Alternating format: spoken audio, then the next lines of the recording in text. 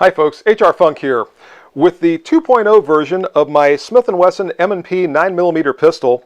And as I record this today, this is the early fall of 2023, and at this point in time, Smith & Wesson has had the 2.0 version of their M&P pistol on the market for about 5 or 6 years.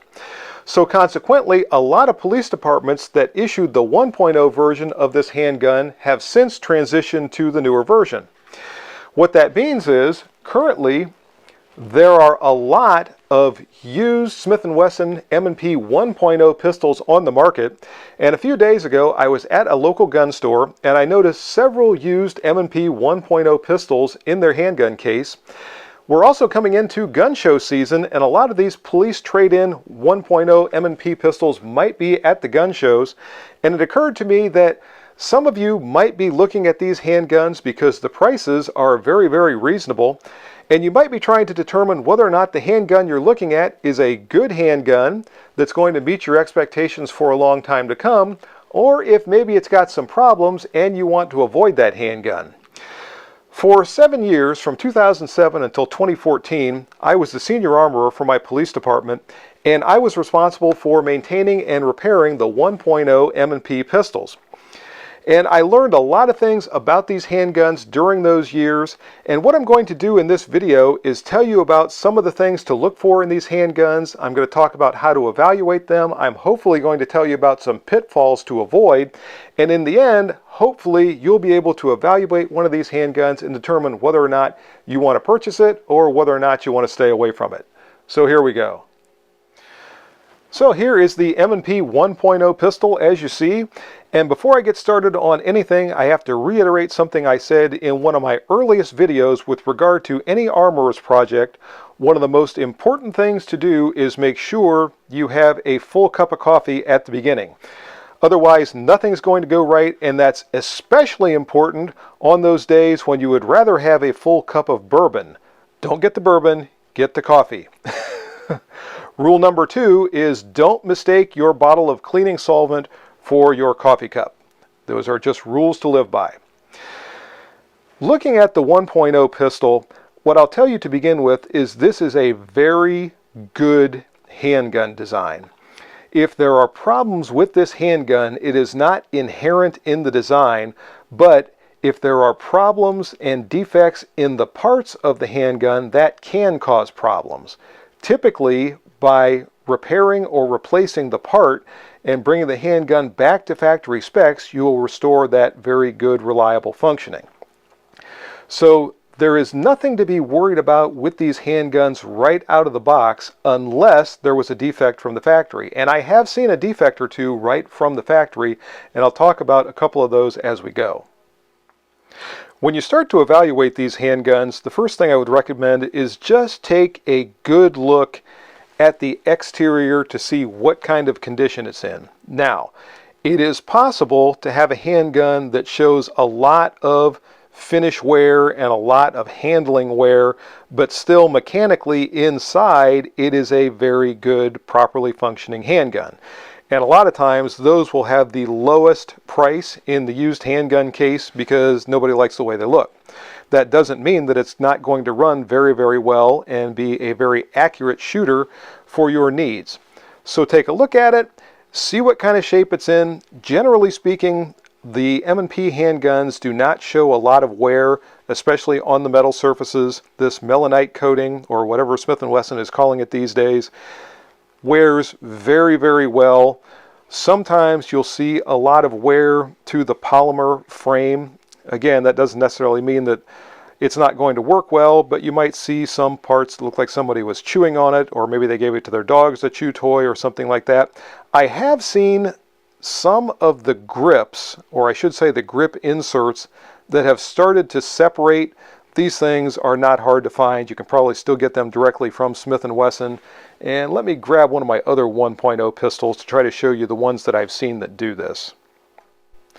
The times that I've noticed that are with the grip inserts that look like this, and this is my M&P 1.0 Performance Center pistol. These had a slightly different texture to them, and I have seen these start to separate. You can replace these with the standard grip insert, and again, I think you can probably still get these from Smith & Wesson. I think the 2.0 grip insert is also going to fit in there. I don't think they've really changed the contours of this. So take a look at it. If there's a problem with the grip, don't lose too much sleep over it. You should be able to remedy that pretty quickly and easily. One other thing you may well see on the exterior of the pistol, especially with police trade-in handguns, depending upon where that handgun was issued and the type of climate that it lived in. And that is, the steel sights do not have the same melanite coating as the steel slide. This, in fact, is carbon steel with just basic bluing, and these sights will rust. And I have seen that rust spread from the sight itself to the surface of the slide, and sometimes it gets pretty extensive. You can clean that off. This slide is made of stainless steel, so with some steel wool or what have you, you can clean that rust off, and it might look unsightly, but it's probably going to stop if you do that. If the officer or whoever this was issued to took a little bit of time to wipe those down every now and then, and you can see this is my pistol that dates from 2007, and I'm proud to say there is not a speck of rust on it anywhere. And you can see that this is not something that was absolutely positively going to happen, but there are some handguns that I've seen that happen on. I actually returned a couple of these handguns to Smith & Wesson because of that rust problem, and because of the finish and the fact that it was on stainless steel. They weren't supposed to rust like that, and Smith & Wesson did warranty the slide. So I don't know that they'll still do that. They probably won't do it for a used handgun, but I did have that experience when I was working as an armorer on these pistols. Now hopefully, if you're looking at a used handgun, the individual that has possession of it will let you actually function test it a little bit and make sure everything is working the way that it should. The first thing I'll say is obviously make sure you have an unloaded handgun. Take a look and make sure the barrel is camming properly up and down in the slide, just like that. Take a look at the extractor and make sure it's not showing any signs of damage. If there is a magazine, and again, if you are permitted to do this, make sure that the slide locks open on an empty magazine. Try the trigger and make sure it's resetting properly. And in order to do this, simply cycle the action, squeeze the trigger, hold the trigger to the rear, don't release it, and cycle the slide, and then release the trigger, and you'll feel it reset, and make sure that it cycles properly again.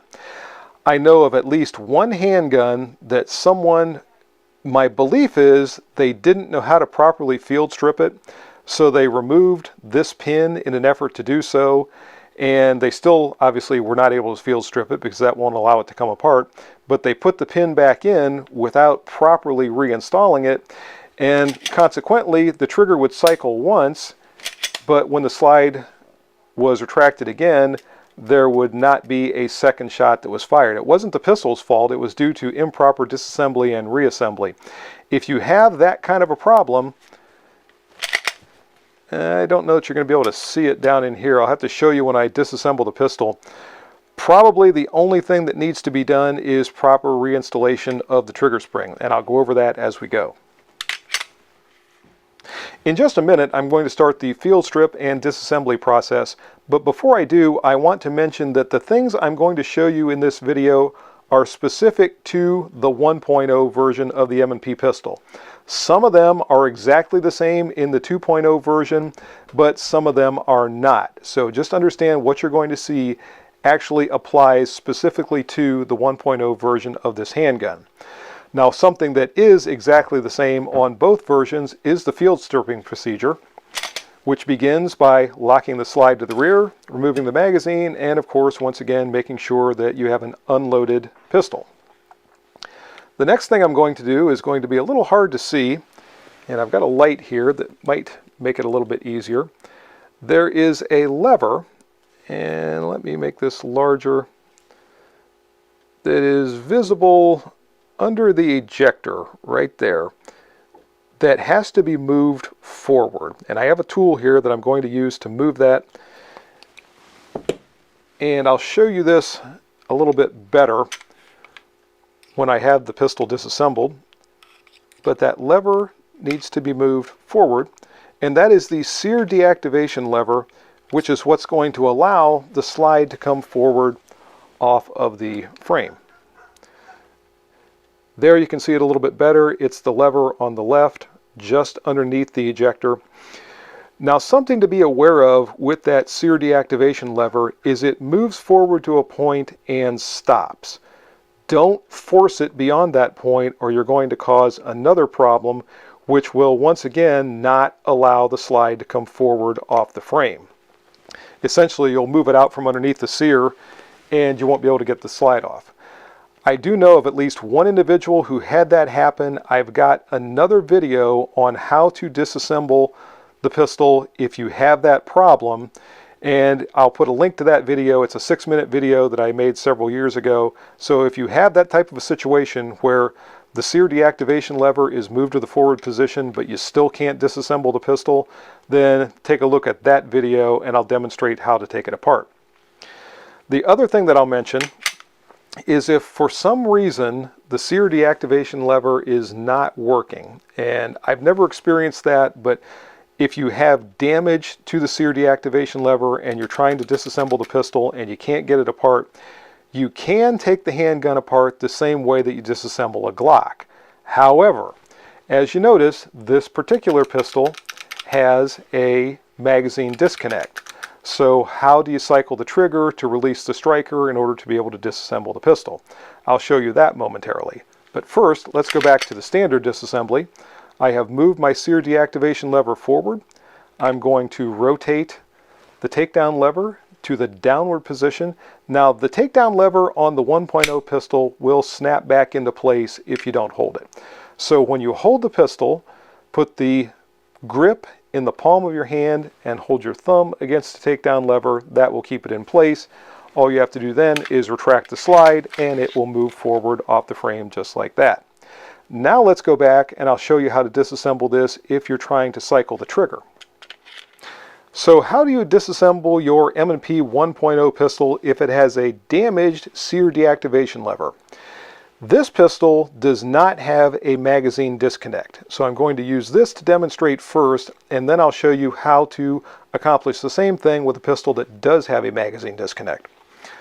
First, once again, obviously make sure the pistol is unloaded. Lock the slide to the rear, rotate the takedown lever. As the slide comes forward, push the trigger, and the pistol will come apart just like a Glock. And I did that without using the sear deactivation lever. So even if it's damaged, you can disassemble the pistol just like that. If it does not have a magazine disconnect safety. Now let's take a look at how to do it on a pistol that does have a magazine disconnect safety. So here is my 1.0 complete with the magazine disconnect safety. Once again, we're going to lock the slide to the rear. And this is one of those procedures that almost requires an additional hand, but you can do it if you only have two hands. What I like to do is put a magazine part way in, but not locked into place, so it doesn't require so much force to release the slide lock and actually move the slide forward. So I've got the magazine partially in, I've got the slide locked to the rear. Now I'm going to rotate that takedown lever, again holding it with my thumb, and I'm going to release the pressure on the slide while I'm holding the takedown lever. Now I'm going to fully insert that magazine, cycle the trigger. Now I have to remove the magazine. If you try to do this with the magazine in place, you're still not going to be able to get the slide off. And now I can remove the slide. So it is possible to do it with a magazine disconnect safety or without a magazine disconnect safety. And if none of these procedures work, take a look at the link that I have to that 6-minute video where I demonstrate an additional way to disassemble the pistol if you have a damaged sear deactivation lever. Moving on, we can now remove the captive recoil spring. And the recoil spring assembly is very robust in these pistols. Smith & Wesson recommends that they be replaced every 5 years or 5,000 rounds. I think Truthfully, that's a little bit excessive based on what I've seen with these handguns. I don't know how many rounds you could cycle with one of these pistols before you absolutely positively did have to replace the recoil spring, but they are cheap and it's relatively cheap insurance. So if you get one of these handguns and the slide feels like it's not cycling or not moving forward with authority, or especially if you start to get problems with stripping rounds out of the magazine or something like that, just simply get yourself a new recoil spring guide and spring, and you'll be able to probably remedy that problem. To remove the barrel, simply use your finger inside the barrel hood, raise up on the rear of the barrel, and remove it just like that. Barrels generally also are very, very robust. I don't remember ever replacing a barrel.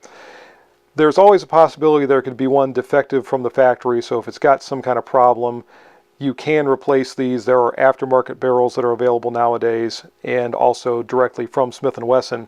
And the barrels have not changed, I don't believe, with the 2.0 version. So you should be able to replace the barrel very, very easily if you need to. Obviously, if it's got bulges, cracks, or something like that, you're going to want to replace it. So at least take a look at it, make sure it looks like it's in good shape, make sure the rifling looks like it's crisp, make sure it's not full of lead or something else that's going to require a lot of cleaning. But generally speaking, you're not going to have too many problems with the barrel. Also, with the slide removed, take a good look at that extractor hook. Generally speaking, you're not going to have problems with extractors, but if you have a handgun that's been subjected to a lot of malfunction clearing drills where this was dropped with a cartridge casing still in the chamber, you could see some damage there. This one obviously is in very good shape, so I would not have any problem with that at all. If you want to test it further, I'll show you one quick check. This is a field expedient check. This is not scientific. It's not the way they would do it in the factory, but it will get you through just to get a quick idea if the extractor has enough tension on it to be able to cycle reliably. What I have here is a dummy cartridge. This does not fire, and I'm just going to slide it up into place so that the rim of the cartridge is underneath the extractor, and I want to make sure that it holds the cartridge in place, and I can shake this some and make sure it's not going to shake out of there. That's a field expedient way to make sure you've got good tension on the extractor and it's holding the cartridge case properly. When I do a detailed strip of these handguns, if there are not extraction problems with that handgun, I do not remove the extractor. These springs are very robust. You're probably not going to have extractor issues. In fact, I've never seen an extractor issue with an M&P pistol. If you do need to remove this and replace the spring, the pin is driven out from the top down through the bottom. The extractor then can be removed from the pistol and the extractor spring can be replaced. Again, I've never seen that. These are very, very stout springs, and the tension that I can feel as I slide this cartridge up underneath there, if I can get it back in place, is still very strong. And this is the original extractor spring from 2007. So it's, what, at this point, 16 years old? Does that sound right? If my math is correct. And taking a look down inside the frame, we can now see that sear deactivation lever much better. This lever that you see to the right is the magazine disconnect safety. Some pistols will have this lever, some pistols will not, depending upon whether or not it came from the factory with that feature. So if you don't see that lever on the right, it's not indicative of some sort of damage or something missing from the handgun.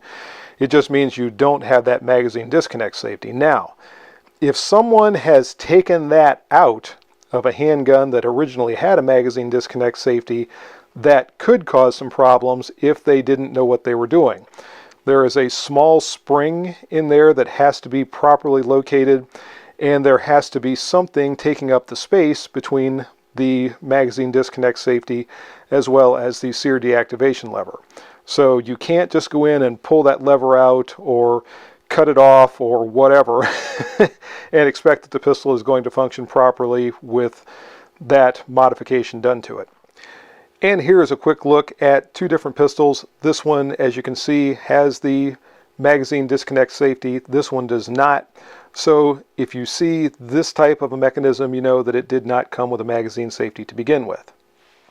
Also, we can see the ejector, And take a look at the ejector when you get one of these things taken apart. Make sure you don't see any damage to that. And by the way, that contour that you see at the very front, I'll try to focus that a little bit better. That is proper. There is no damage. That's not broken. It's a little bit jagged there, and that's just the way they're supposed to look. Take a look at your slide stop. Make sure that it has pressure pulling it down just like that. This is another one of those things that if it has not been installed properly and you don't have that downward pressure, the slide stop can flop around during recoil and potentially lock the pistol slide open when you still have ammunition in the magazine. So be aware of that as well. Take a look at the frame rails and make sure they're not showing any kind of excessive wear and that there's no damage to them that's been done by some other means. And take a quick look at your magazine catch. Install your magazine, give a little bit of a tug. Now don't try to rip the thing out of there, but just give it a tug and make sure that it's holding the magazine properly. There were some issues with the magazine catch in these pistols, particularly early on. I'll talk about that a little bit more later, but just ensure that it is holding the magazine securely in the magazine well. So I'm now going to start into the detailed disassembly of the M&P 1.0 pistol, and this is obviously not something you would be doing at the gun store counter or at the gun show. This is something you would do with this handgun after you came home with it. And I'll start off with the slide, and I'll talk about some things as I'm working on this. If you notice, in front of the striker, right here, there is a small plastic collar. You have to move that forward in order to remove the end cap from the slide. So I'm simply going to push forward on that, then use my finger to push up on the end cap, and it will come off very easily. Now once you do that, the striker is not going to just fall out, because you have to disengage the striker block right here. That will release the striker and you can remove the mechanism from the pistol. At this point, if you need to, you could clean down inside the striker channel, and you could also clean the striker assembly itself. Take a look at your striker assembly. Make sure there is no damage, particularly to this portion. And this is one of these things, if somebody is doing the home trigger job or what have you, they might start working on this area, and you don't have to remove a lot of material there before all of a sudden you're going to have issues with your pistol. I don't recommend any sort of trigger smithing or anything like that on these handguns. There are aftermarket parts. If you absolutely positively have to have a different trigger, then I would recommend going with the aftermarket rather than trying to work on the factory parts. You can disassemble this striker mechanism, but I'm not going to show that. It's a little tedious. There is the large outer striker spring that you see here. There's a smaller spring inside, and you've got two halves to a small collar here in the front. The reason I'm not going to demonstrate this is because Smith & Wesson does not sell the individual parts of this striker mechanism anymore. If you need a new striker, they send you this entire assembly. So issues you might run into with a striker mechanism, and the indications of this would be misfires with different types of ammunition. That is not common with Smith & Wesson M&P pistols. And I'll tell you, the first thing, if you start to get misfires, especially with a used M&P 1.0 that you just picked up, is to see if it needs to be cleaned. Take a look at the striker channel. Make sure that there is not some kind of foreign debris or gummed up lubricant or gummed up cleaning solvent or gummed up anything else in there. Take a look at your striker mechanism, same thing, and you may find that just a good cleaning of these parts is going to solve any problems that you're having. If not, if you have an actual weak striker spring or some other issue with the striker, as I already said, you can only get the entire assembly from Smith & Wesson. I'm not sure if individual parts or if the entire assembly is available from third parties like Midway or Brownells. You could check and see. But over the years, I really had no problem with the striker assembly. So I don't expect you're going to see a problem with this, but I want to throw it out there just in case you do experience some problems. A couple of last points about the striker assembly before I move on. The first thing I want to point out, and I'll try to make this a little bigger, is notice how there is a slight forward projection of the striker tail right here from this portion that comes down from the striker itself. This extra forward area was added after the initial run of M&P pistols did have some problems with misfires. This was added so that there's a little bit more pressure on the striker spring in order to do away with those misfires. So if you do experience some misfires, take a look at your striker and make sure it's the newer version. If not, simply replacing this assembly should do away with those misfires. Also, take a look at your firing pin itself. Make sure there is no damage of any sort here. That, of course, could cause misfires, and if the entire firing pin is not there, then the entire assembly is going to need to be replaced. Turning our attention back to the slide, you'll notice that down inside there is another plastic sleeve inside the striker channel. When you're cleaning inside there, be a little bit careful because that can pull out. Now if it comes out, it's not a big deal, just slide it back down into place, but I wanted you to be sure that you're aware of it. Also, you'll notice at the side of the striker channel, the striker block, and you can see that it moves up and down, and this is what prevents the striker from moving forward unless the trigger is pulled all the way to the rear. The spring for the striker block is located underneath the rear sight. And generally speaking, you're not going to have a problem with the striker block and the spring unless someone has removed the rear sight and not put everything back together properly. I did not remove the rear sight every year when I conducted a detailed disassembly and inspection on these handguns, because there's generally no need to if everything is working properly, and you can check the spring tension just like this, and I'll show you a function test for the striker block itself in just a minute. But underneath the rear sight, along with the spring, there is a small cap, and on the original M&P pistols that cap was steel, it was round, and it just basically balanced on top of that spring, and you had to attempt to keep that little thing on top of there as you pushed it down to compress the spring and then get the sight back in place, and it was not an easy thing to accomplish.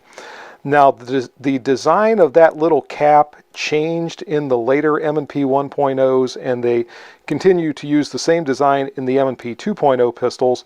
Instead of metal, that little cap is now polymer, and there is a tip that inserts down inside the spring to keep it there while you're compressing the spring and putting the sight in place. That is much, much easier. I did have one pistol, and I'll grab it here and tell you about an issue I had with that spring right from the factory. This is the slide from my M&P 1.0 compact, and when I first purchased this pistol, something that I noticed was that as I squeezed the trigger, there was a tick about halfway through the trigger squeeze, as though the trigger was snapping over something or moving past something. And I looked all through the trigger mechanism, and I eventually traced it back to the striker block. And what had happened was at the factory, when the rear sight was installed, the person that conducted the installation did not get the spring properly under that metal cap, and a portion of the spring was sticking out from underneath the cap, and it was stuck underneath the rear sight where it should not have been. I ended up removing the sight, I properly installed the cap and the spring, and now there is no more tick in my trigger, and this striker block functions properly. So if you have an odd tick like that in your trigger and you can't figure out where it's coming from, take a look at this striker block and make sure that as you push down on it, that it's moving freely, it's not crunchy, it's not catching on anything. If it is, there's a good chance you have that same issue with the spring not being installed properly underneath the rear sight. Reinstalling the striker assembly in the slide is not difficult. Simply slide it back in to the channel, just like it was in there before. Now again, you're not going to be able to push it all the way into place because the striker block is there. So I'm going to once again depress the striker block and now move it forward. And you heard that little snap there, that is snapping forward in front of the striker block. Now notice that there is a portion of that plastic collar that is still projecting from the rear of the slide. And what I'm going to do at this point is start the end cap into place. You can see these little tabs on either side, and I'm going to slide them into the grooves in the rear of the slide where that's going to go. And this is where a flat tip screwdriver can come in helpful, because I'm going to have to push forward on that collar.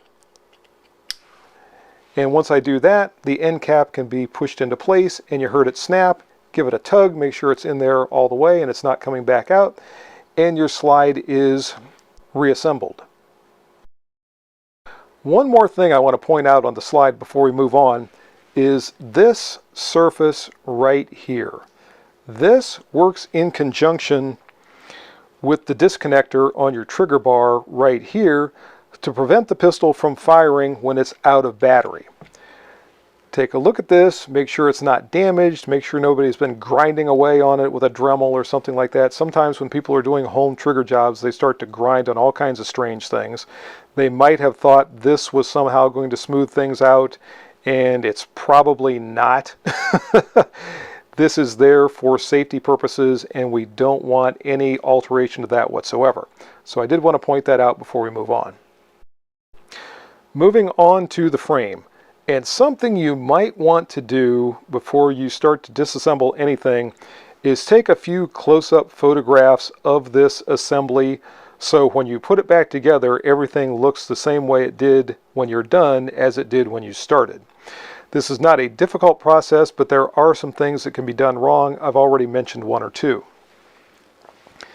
To begin your disassembly of the M&P 1.0 frame, and this is different in the 2.0, so don't try to do this with a 2.0. With the 1.0 pistol, I'm going to remove the takedown lever, and to do that, I'm going to move it up. Now remember, when we disassemble a pistol, we move it down. I'm going to move it up and pull it out of the side of the frame, just like that. When I move it up, that's going to disengage that small spring right there and allow you to remove this from the pistol. If it's in the position like it normally would be when you're shooting, or if it's in the disassemble position, you're not going to be able to pull that out. You have to rotate it up in order to get it out of there. Next thing I'm going to do is drive out these two roll pins. This is also something different in the 2.0 pistol. These are solid steel pins. In the 1.0, they are roll pins. And these things can get loose after a while. If you start to get loose roll pins, you can replace them, and these are just simple roll pins. They're nothing fancy. You can probably get them from Smith & Wesson, and you can probably also get them from other sources. Just make sure you get the proper diameter and length. Another thing to be aware of as you're driving out these pins is to make sure that the punch you're using is not oversized. If you start to enlarge the holes in the frame, that's going to cause that problem I talked about a moment ago with the roll pins not wanting to stay tightly fit inside. And as you can see, my armor block here is not entirely cooperating, but these pins will come out fairly easy. You're not going to have too much trouble removing them. There's that one. We'll get the one from the front out.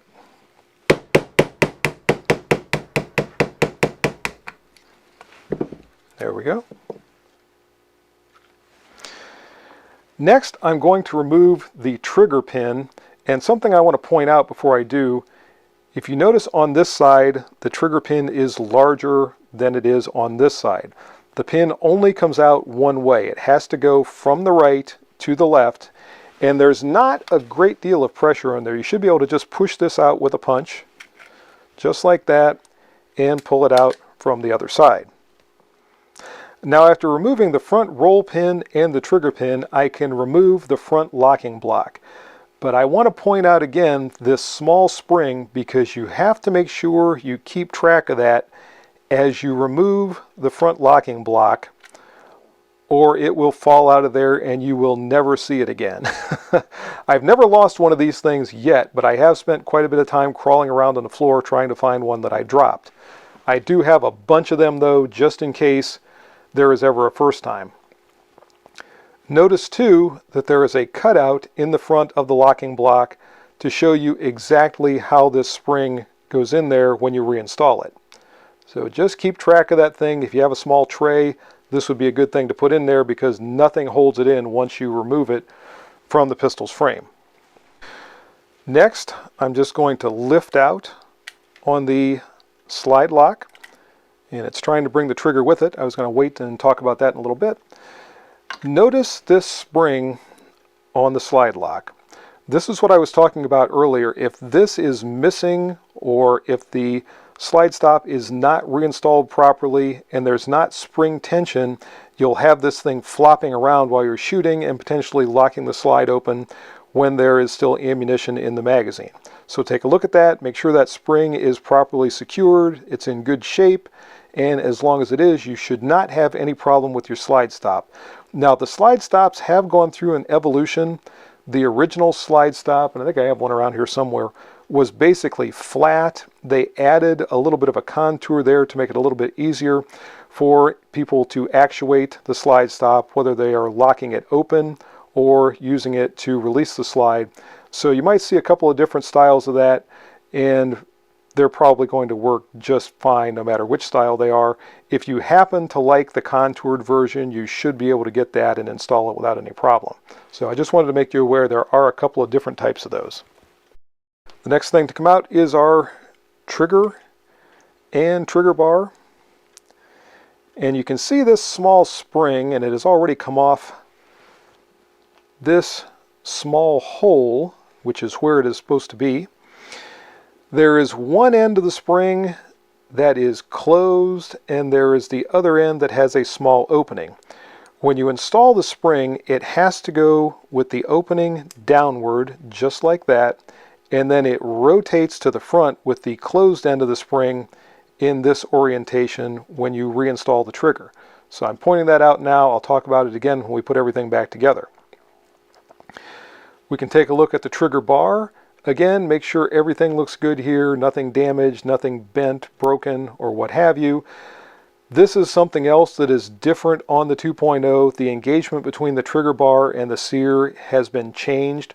This is the trigger from the 1.0, and this also went through an evolution, and this contour has changed over time with the 1.0 pistols.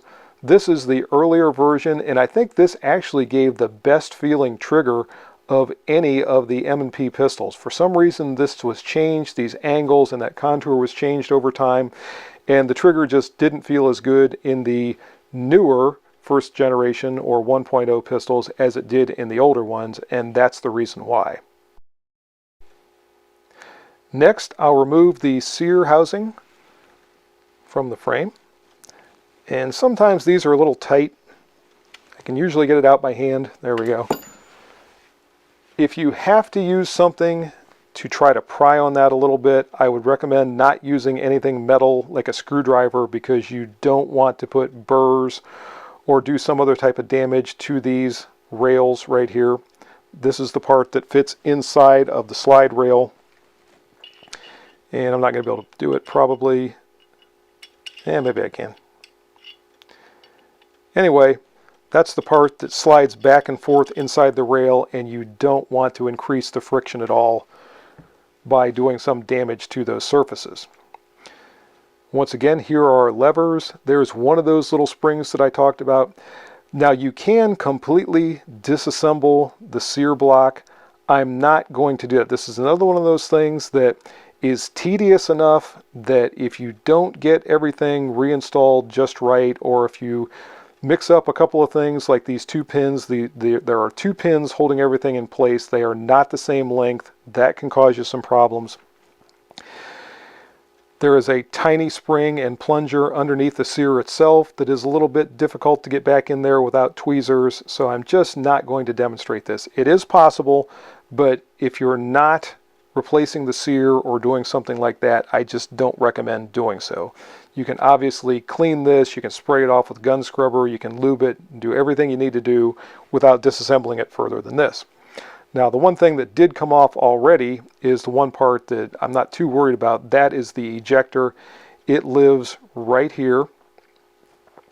And if it comes off, just put it back on there, and when you reinstall it in the frame, that's where it's going to be.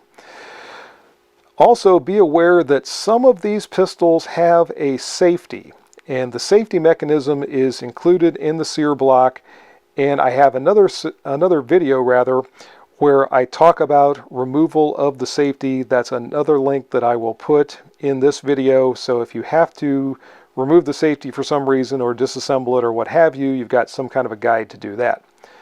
But generally speaking, this should be about as far as you need to disassemble the sear block. Again, make sure your levers are in good shape. The magazine disconnect, if it is present, should have spring tension that's pushing it down. The sear deactivation lever, when you push it forward, it stays forward. When you push it back, it stays back. And make sure that it is actually disengaging the sear as you cycle it back and forth. The last thing I want to do is remove the magazine catch, and I want to show you some things specifically about this. This is another part that went through an evolution, and this also is the same procedure you would use if you were going to reverse the magazine catch and put it on the right side of the frame instead of the left side. Notice the spring right there inside this little enclosure. We're going to have to move that out of this recess in order to remove the magazine catch. And the best tool that I have ever found for this is, oddly enough, a long handcuff key. You can do this with a screwdriver, but the nice thing about the handcuff key is it will fit over top of that, just like that. And I can move that spring right out of there as I did just there.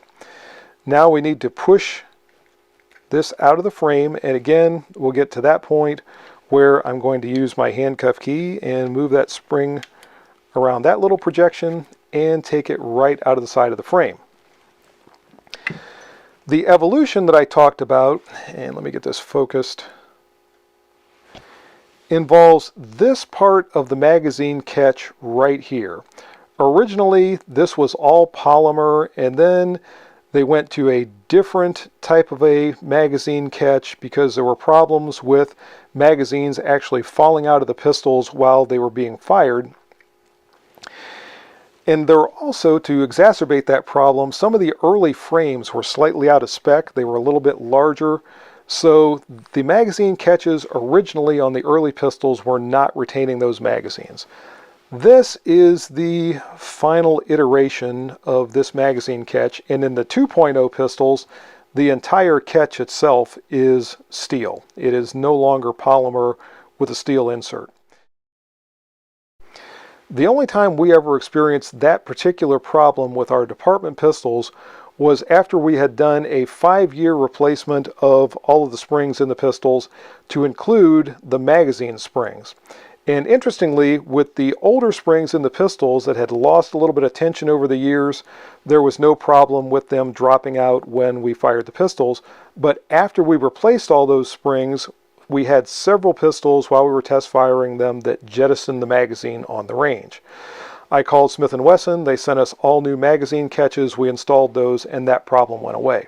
So be aware of that, especially if you replace magazine springs and all of a sudden you start to get that problem with the magazine falling out of the pistol while you're shooting, you're probably going to replace the magazine catch as well. In fact, at this point in the game, I would recommend, if you're replacing magazine springs and you have this older polymer style magazine catch, just get a new one of these things as well and put that in so you don't have that problem.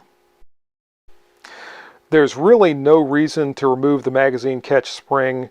If you pull that thing out of there, you're going to have to try to get it back into place. And I know with a Glock pistol, typically that's pulled out in order to remove the magazine catch, but with the Smith & Wesson M&P, just leave it in place. It's not going to hurt anything staying there. And just in case any of you don't know, the way the grip insert is replaced is by twisting this key at the bottom and pulling it out. By the way, this can double as a tool to move your sear deactivation lever if you're disassembling the pistol, then just pull out on this from the bottom and it will come right off. Now let's start the reassembly process with our frame, and we'll start with the magazine catch. And when you install the magazine catch, you need to insert it from the side opposite of which side you want the button to be on. So I want the button to be on the left side of the frame, so I'm going to insert it, button first, from the right side. And we come right back to that spring that I was talking about before. And I'll grab my handy spring tool here and move it around that first projection. Now when you get it to this point, it's still not installed. There's no spring pressure there until you reinsert. And let me see if I can make this a little easier for you to see there. And it doesn't want to focus real well. But I've got to get it back inside of that little recess. And it's now back inside there. So now I have spring tension on the magazine catch. Next up is the grip insert, whichever one you want. Notice at the top there's a little bit of a hook. The hook fits into that opening right there, and the grip insert rotates into place. When you reinstall the pin, make sure that it is 90 degrees to, and it doesn't matter which way, 90 degrees one way or the other, to the direction you want it to be when you're finished installing. So we start out there and then rotate it properly into place, and the grip insert is now reinstalled.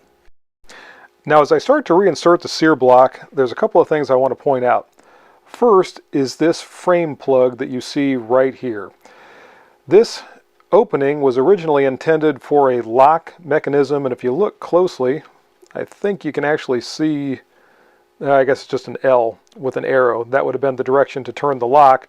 But I don't think those were ever included in the M&P pistols other than maybe in a prototype.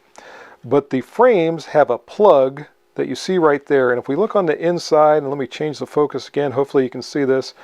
You see the other side of that plug, it is that larger round area right there. And when the sear block is in place, it holds that plug in place. But it can fall out of there when the sear block is not in place. So if you lose that thing, all you have to do is put it back down and push it through from the other side. And if you completely lose it, it's not a huge deal. That's potentially a point of ingress for dirt or what have you, but generally speaking, even if that plug's not there, it's just not going to be that big of a problem. Notice on the inside here that there is a opening, or a slot maybe I should say, on the side of the frame right there, and it corresponds with this large round portion of the sear block. So that kind of helps to give you a guide as you reinstall this as to where to put it, and then you just push down and it will more or less locate itself. Make sure that the hole is properly aligned through the sear block with either side of the frame, but the sear block is back where it's supposed to be, and you can move on from here. Now as we reinstall the trigger, I want to point out this little recess that goes back along the side of the sear. We can see the sear itself right here, and let me move this so you can see it a little bit better. And there is this small tab right here, and as I reinstall the trigger bar, I want the tip that we see right here to go back into that recessed area so it's properly located when we put everything back together. And I'll show you how this functions once I get the frame all put back together. But now I've got the trigger in there, I've got that trigger bar, or trigger spring rather, attached the way I showed you before, and I have the closed end of the trigger spring right up here, more or less between these two halves of the trigger. That's a good location to have everything as you're working your way through the installation, because it's properly going to position it for later on when we reinstall that trigger pin. And I wanted to get this close up right here so you can see that closed end of the trigger spring right between those two halves of the trigger. That's exactly where it should be located, and that's exactly where it's going to end up when the pistol is completely reassembled. But next, I'm going to reinstall, or at least replace, the slide stop, and this more or less drops right into place. It needs to be on either side of the trigger, and of course as soon as I say it drops in place, it's not going to. Again, make sure that spring is still attached, that it hasn't come loose or anything, and I'm not sure why my focus is so off. There we go. And again, it just more or less wraps around the front of the top portion of the trigger that you see there, drops into its proper location, and when we reinstall the front locking block, that will put tension on this spring, and that's what gives it that downward pressure that I was talking about earlier in the video. Next, I'm going to see if I can make this lighter. And I want to point out these grooves that are on the inside of either side of the front portion of the frame. Those are there to mate with these two small surfaces on the front of the front locking block. And when I install this, I'm going to be sliding those surfaces right down into those grooves. But first, I need to get that small spring that I was talking about. Now remember our little spring right here that I talked about before, and again the groove in the side of the locking block shows you exactly how that spring goes in. We need to get it right back in there just like that, and then I need to hold on to it. And again, this is one of these things where an extra hand would be helpful, but it's not all that difficult to do without it. Now I'm going to line up those surfaces with the grooves in the frame, and this will slide right back down. Once you get it to about this point, you can let go of that spring and it will stay in place as you put it right back down in where it goes. Now I'm going to reinstall my roll pins, and then we'll reinstall the trigger pin. Obviously make sure that you can see all the way through both of the holes for the roll pins, and they're not difficult to reinstall. The front roll pin needs to be more or less even with this part of the frame here, and you see it's projecting a little bit from this lower portion of the frame. That's because the takedown lever, when you rotate it down, actually rests against that roll pin. And let me see if I can focus that a little bit more. Try to get it so you can see it. Focus always seems to be an issue here, so we can see it's just a little bit above that lower portion of the frame down here. And we'll reinstall that rear roll pin. And by the way, these are universal, so it doesn't matter which one goes in the front or the rear.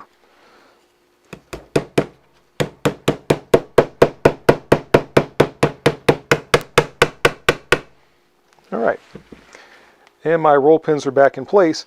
Now notice what I talked about before. I've got my trigger spring right where I want it to be able to reinstall that trigger pin, but we have to line up the holes in the frame with two holes in the trigger with the trigger spring in the middle in order for everything to work the way it's supposed to.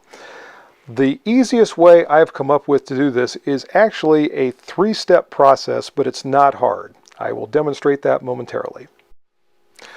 So to begin this process of reinstalling the trigger spring, as I said, we want to make sure that that closed end is located between those two halves of the front of the trigger. And I don't think you're going to be able to see it there. I think it's in a little bit of a shadow, but that's exactly where that is.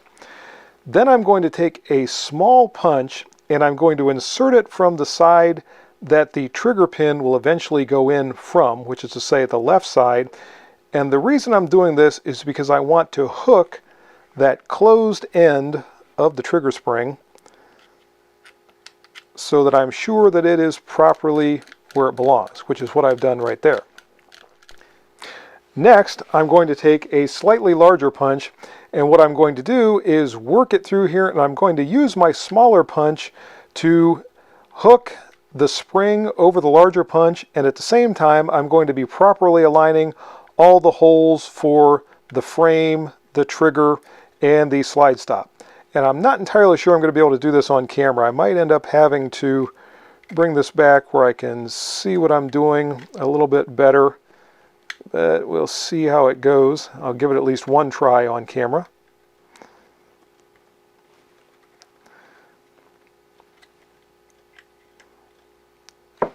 And Well, you know, I got it. So now the last phase is going to be to take the trigger pin itself, and I have everything aligned, so I'm going to be keeping pressure on my punch on this side as I press the trigger pin through from this side, and with a little luck, everything will line up just the way it's supposed to, and it almost looks like I know what I'm doing. And we now have completely reassembled our frame. And I spoke too soon, folks, because we have not reinstalled the takedown lever in the frame. Fortunately, this is one of the easiest parts of the process, and I'll point out a couple of things as I go. First off, you see this little groove on the forward surface of the takedown lever. That is to help get past that little spring right there. And you also notice there is a slot right there. That is where that spring rests when the takedown lever is installed in the frame. And if you just push it and move it around a little bit, it will snap back into place. That spring is now located in the proper position on the takedown lever, and when it's in this position or this position, I cannot pull it out of there. When the slide is installed on the frame, the takedown lever cannot rotate upwards, so it cannot compress that spring and fall out of there. So you're not going to have any problem with the takedown lever falling out or flopping around or anything like that, as long as you don't lose that little spring during the disassembly and reassembly process. Something else I want to point out is the relationship of the fire control parts. This, once again, is the magazine disconnect safety. And notice as this moves up, as it would be when a magazine is inserted, we see the trigger bar move to the left. So that is positioning it under the sear so that it can release the striker. When the magazine disconnect is rotated up by the magazine, and obviously automatically that moves the sear disengagement lever to the proper firing position, then the trigger, when it is actuated, causes the sear to drop, which releases the striker to fire the pistol. That surface that I talked about on the inside of the slide, as the slide starts to move rearward, pushes the trigger bar out of engagement with the sear. So at this point, the trigger is disengaged, the slide goes through its motion, comes back forward, and the tail of the striker catches on the sear so that the pistol is ready for the next shot. When the trigger moves forward to reset, you see it come back over. That is the reset. And again, we can start that firing process by pulling the trigger to the rear, lowering the sear, and allowing the pistol to fire.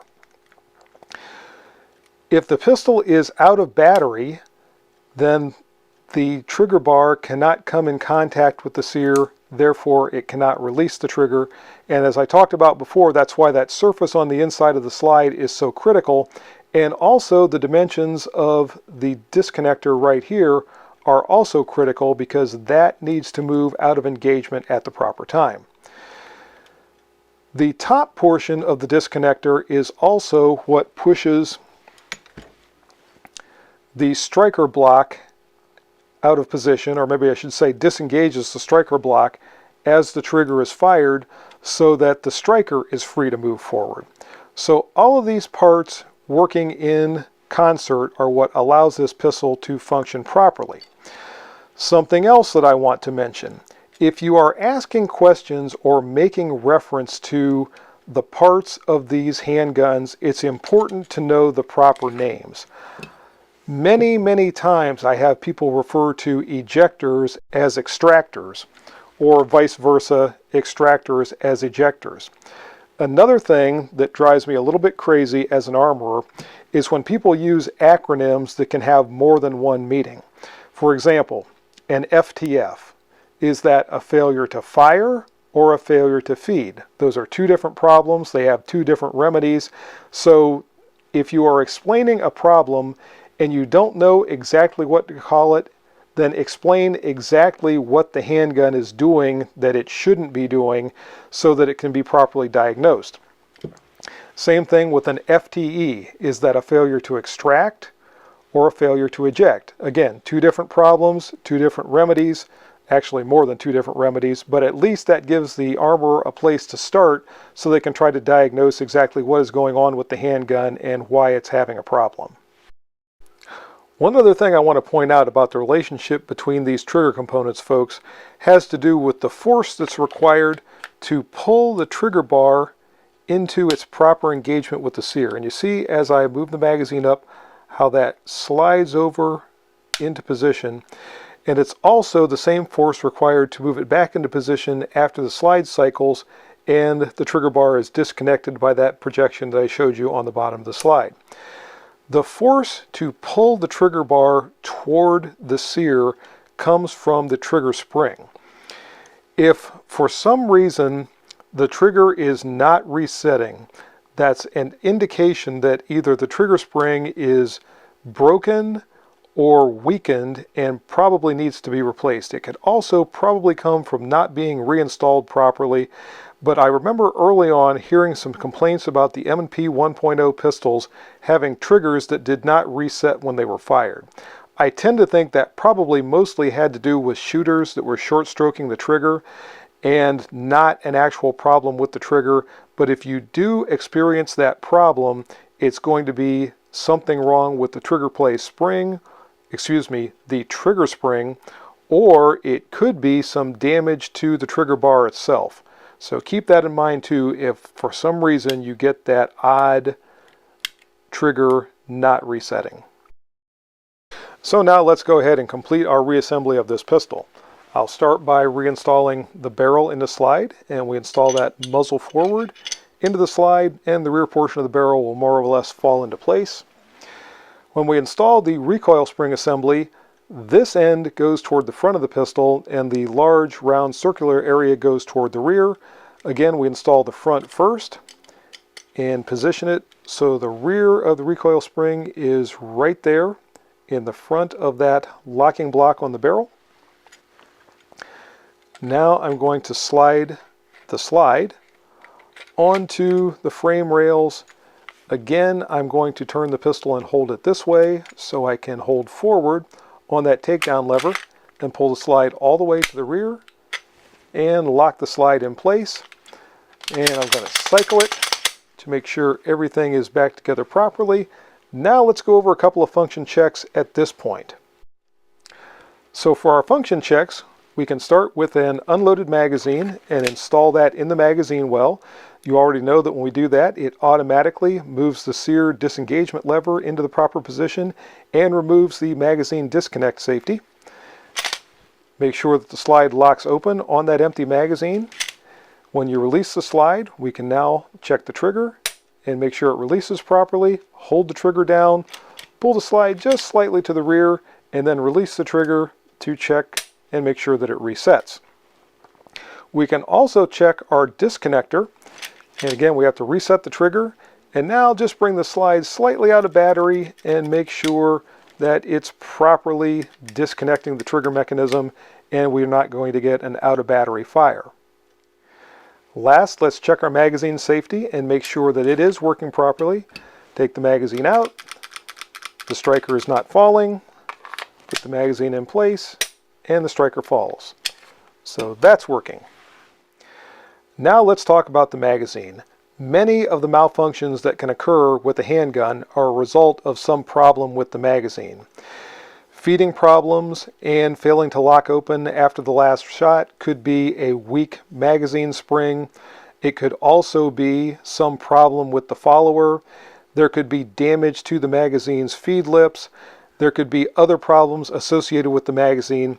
So if you get functioning problems in your handgun, the first thing to do is try another magazine, preferably one that you know is a properly functioning magazine. Now, if you buy a used handgun and it comes with 2 or 3 used magazines and you get the same malfunction with that, it could be that those magazines have been with that pistol for a long time, and maybe the person that had the pistol before you did something to damage all the magazines in the same way. One of those might be to insert the magazine and then blast the magazine into the magazine well when the slide is forward. thereby potentially damaging the feed lips. And if they're all damaged in the same way, you might have multiple magazines that are all demonstrating the same type of malfunction. So again, you're always best off, and when I went to armorer's training, they said have an armorer's magazine, one that is only used by the armorer that you know absolutely positively is functioning properly, so that if you have an issue with the handgun, you can use that magazine that you know works just the way it's supposed to. And if the pistol does not have whatever issue it's having with that magazine, then you know it's a magazine related issue. To disassemble the magazine, if you're going to need to check or replace the magazine spring or potentially the follower, simply let me grab my punch again quick, and I have my punch once more. I'm going to push down on this disassembly tab and slide forward on the base plate of the magazine. As I do that, I'm keeping my thumb over top of the spring and this part that's still inside here so it doesn't spring out of there like a jack-in-the-box. And then remove the spring and follower. This follower is attached to the spring, so if you need to replace it, you're going to need to pull that out of there to put the new follower in place. And the magazine retainer plate on the bottom also needs to be in place when you put this back together. And this little tab here is what I pushed up on in order to slide the base plate off to begin with. It just snaps down inside that recess. Magazine springs will get weak over time, and eventually you will need to replace them. They do not get weak from staying under a constant load. They actually get weak from cycling over and over and over again. And as I mentioned a while ago, when we replaced our magazine springs, that was the time we had problems with some of those magazine latches, and we needed to replace all of those. To reassemble the magazine, simply slide that spring and follower back into place. And don't drop your retaining plate. Make sure that and there are different versions of this retainer. Some of those you'll see are metal. The older ones actually attach to the bottom of the spring so they couldn't fall off like that. This one doesn't have that. It's a newer version. When you install that, make sure it is inside the magazine tube. If you have one of the older ones, there's a tab at the back. Make sure that's on the inside of the magazine tube. And then reinstall the magazine. And you'll hear that latch into place. So that's disassembly and reassembly of the magazine. Again, these can cause a lot of problems in your handgun. If you're having problems, the first thing to do is try a different magazine. There you go, folks. That's going to do it for my video on how to evaluate a used Smith & Wesson 1.0 pistol. I hope it was helpful. If you have any questions or comments about this video, as always, make sure you forward those to me. Remember, if you purchase anything from Optics Planet, be sure to use my discount code, which is... And if you use that discount code, it's good for 7% off your purchase from Optics Planet. Also remember the discount code from House of Pain. If you go to House of Pain, you can use my discount code there, which is HRFunk10, and that'll save you 10% off your purchase from House of Pain armament or munitions. Lastly, I want to say thanks to my Target sponsor, which is Targets Online. Be sure to go by the Targets Online website, take a look at their inventory, and see if they have anything that's going to meet your target needs.